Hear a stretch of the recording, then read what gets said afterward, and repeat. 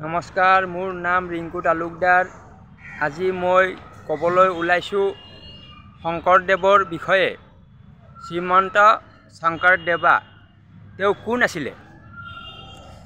তেওঁৰ জন্ম হৈছিলে নগাঁও জিলাৰ বৰদোৱাৰ আলিপুখুৰী নামৰ গাঁৱত 1449 চনত।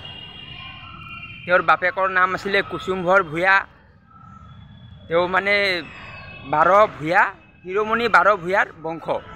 তো তেওঁৰ মাক সৰুতে মৰি গ'ল।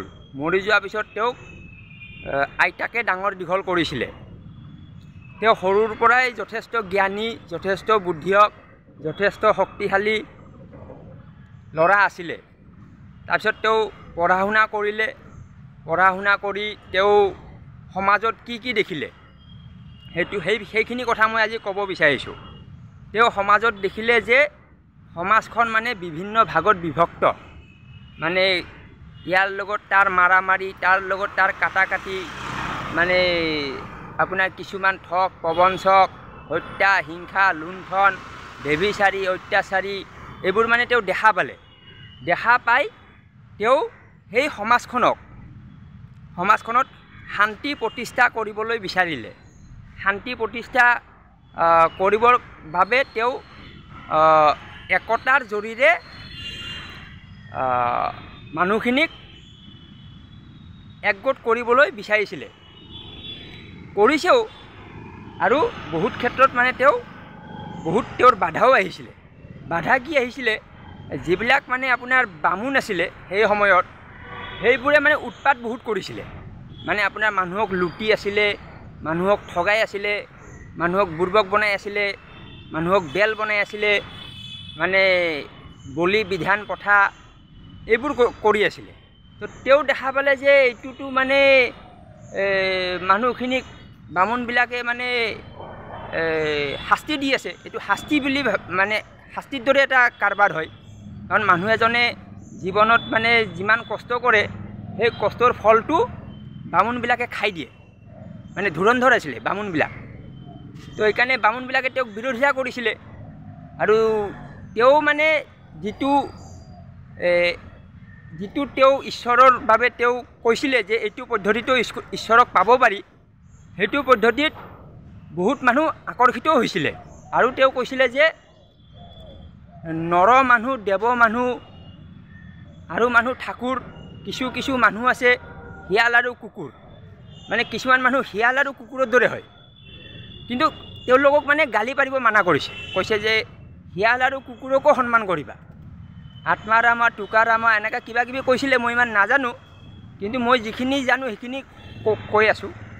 তাৰপিছত সকলোৰে আত্মাত মানে ৰাম আছে, এই কথাটো তেওঁ কৈছিলে। মানে কুকুৰৰ দৰে যিবিলাক মানুহ আছে তেওঁৰ আত্মাটো ৰাম থকা বুলি কৈছে। মানে তেওঁকো মানে সন্মান কৰিব লাগে। এনেকুৱা নহয় যে সি কুত্তাৰ বাচ্চা হয়, এনেকুৱা নহয়, মানে ক'ব নালাগে। তো সেইকাৰণে মই এতিয়া ক'ব নোৱাৰিম। তো সকলোকে সন্মান কৰিব কৈছিলে। আৰু যিবিলাক মানুহ আপোনাৰ তেওঁ ভাল কথা শিকাবলৈ বিচাৰিছিলে, মানুহবোৰো মানে অলপ এই যে শিয়াল আৰু কুকুৰ বুলি ক'লোঁ, এই মানুহখিনি মানে যাব নিবিচাৰে, ভাল কথাটো শিকিব নিবিচাৰে। তাৰ কাৰণে শিয়াল আৰু কুকুৰৰ কাৰণে কি কৰিলে, মানে তেওঁলোকৰ কাৰণে মানে প্ৰসাদৰ ব্যৱস্থা কৰিলে। মানে ভাল কথা কয় কিন্তু শুনিব নাহে। তেওঁ ভাবিলে যে যদি মই ভাল কথা ক'বৰ কাৰণে যদি মানুহ আনিব লাগে, তেনেহ'লে কিবা খাবও দিব লাগিব। কিবা বুট মুগ ফল মূল এইবিলাক দিলে মানে মানুহ আহে নেকি চাওঁ। যেতিয়া এইবোৰ দিয়া কৰিলে, তেতিয়া দেখা পালে মানুহ আহে মানে কি খোৱা ধান্দাত আহি যায়। মানে কমচে কম খাব পাম, ভাল কথা শুনাৰ পিছত বুট দিব, প্ৰসাদ দিব, এইটো শুনিবৰ কাৰণে মানে মানুহবিলাক আশা কৰিলে। যি নহওক ভাল কথাখিনি শুনে আৰু সেইখিনিৰ আশাত ৰখি থাকে যে কথা শেষ হ'লে আমাক বুট দিব, মুগ দিব, কল কমলা দিব।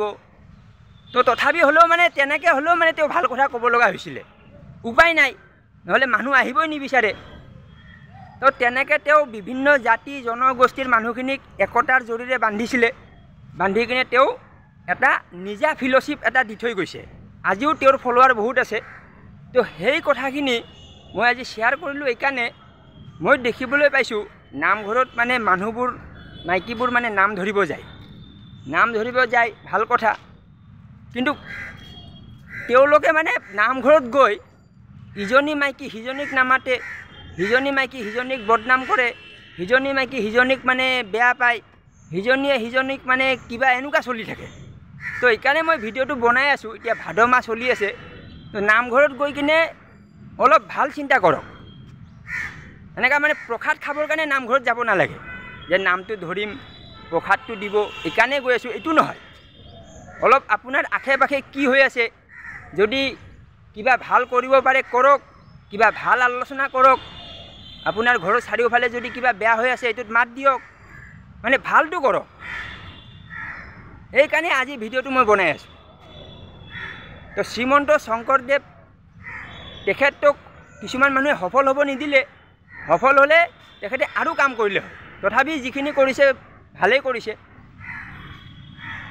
তো আমাৰ সমাজত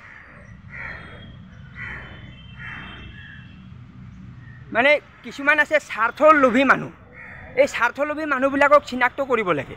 তো শংকৰদেৱে সেই মানুহখিনিক চিনি পাইছিলে, যে কোনখিনি মানুহে সমাজত নিজৰ স্বাৰ্থৰ বাবে কিছুমান কাম কৰে, তেওঁলোকক মানে প্ৰত্যুত্তৰ দিছিলে, জবাব দিছিলে। তো এইখিনি আজিৰ ভিডিঅ'টোৰ বাৰ্তা আছিলে। আকৌ অহাকালি লগ পাম। ঠিক আছে, ধন্যবাদ।